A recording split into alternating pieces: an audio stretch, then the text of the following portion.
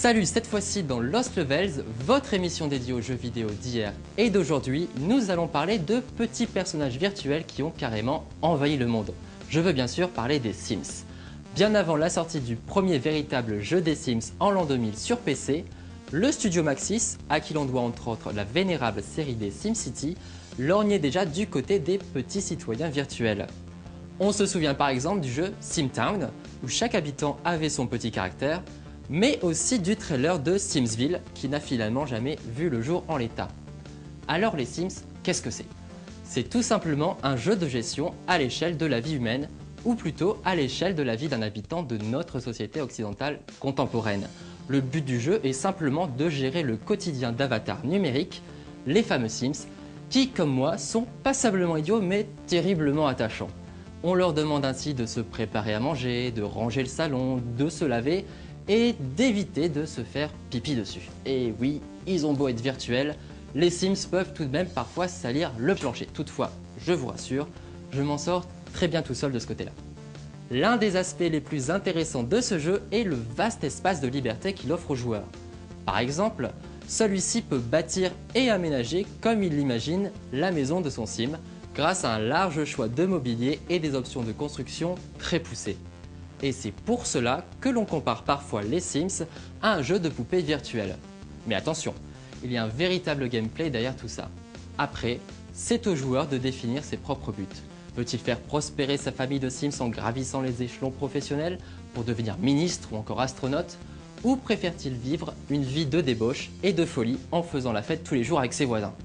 Encore une fois, le joueur est libre d'écrire ses propres histoires. Et s'il en a marre de ses Sims, il peut bien sûr les noyer dans la piscine.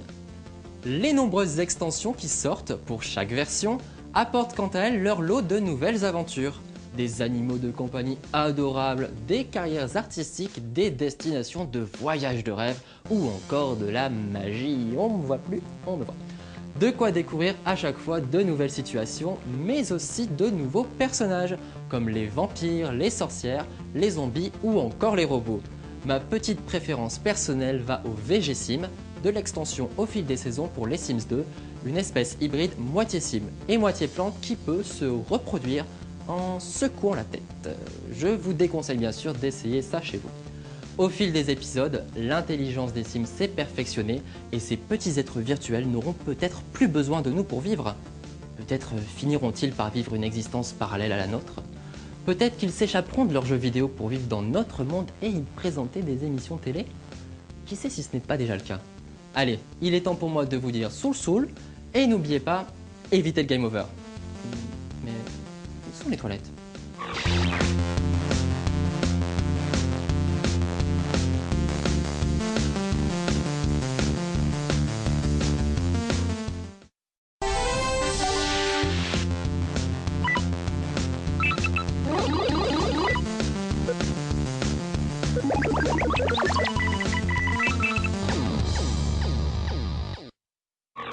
Salut, cette fois-ci dans Lost Levels, votre émission dédiée aux jeux vidéo d'hier et d'aujourd'hui, nous allons parler de petits personnages virtuels qui ont carrément envahi le monde. Je veux bien sûr parler des Sims. Bien avant la sortie du premier véritable jeu des Sims en l'an 2000 sur PC, le studio Maxis, à qui l'on doit entre autres la vénérable série des SimCity, lorgnait déjà du côté des petits citoyens virtuels. On se souvient par exemple du jeu SimTown, où chaque habitant avait son petit caractère, mais aussi du trailer de Simsville, qui n'a finalement jamais vu le jour en l'état. Alors les Sims, qu'est-ce que c'est? C'est tout simplement un jeu de gestion à l'échelle de la vie humaine, ou plutôt à l'échelle de la vie d'un habitant de notre société occidentale contemporaine.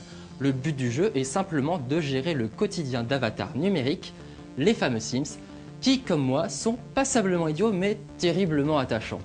On leur demande ainsi de se préparer à manger, de ranger le salon, de se laver et d'éviter de se faire pipi dessus. Et oui, ils ont beau être virtuels, les Sims peuvent tout de même parfois salir le plancher. Toutefois, je vous rassure, je m'en sors très bien tout seul de ce côté-là. L'un des aspects les plus intéressants de ce jeu est le vaste espace de liberté qu'il offre aux joueurs. Par exemple, celui-ci peut bâtir et aménager comme il l'imagine la maison de son Sim, grâce à un large choix de mobilier et des options de construction très poussées. Et c'est pour cela que l'on compare parfois les Sims à un jeu de poupées virtuelles. Mais attention, il y a un véritable gameplay derrière tout ça. Après, c'est au joueur de définir ses propres buts. Veut-il faire prospérer sa famille de Sims en gravissant les échelons professionnels pour devenir ministre ou encore astronaute? Ou préfère-t-il vivre une vie de débauche et de folie en faisant la fête tous les jours avec ses voisins?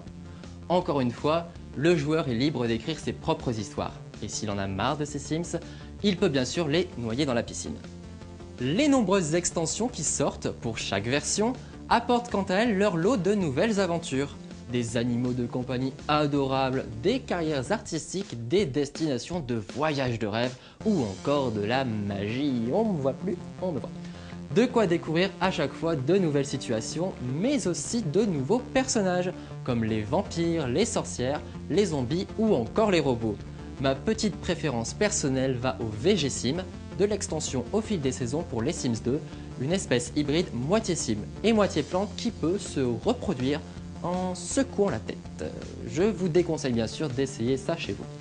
Au fil des épisodes, l'intelligence des Sims s'est perfectionnée et ces petits êtres virtuels n'auront peut-être plus besoin de nous pour vivre. Peut-être finiront-ils par vivre une existence parallèle à la nôtre. Peut-être qu'ils s'échapperont de leurs jeux vidéo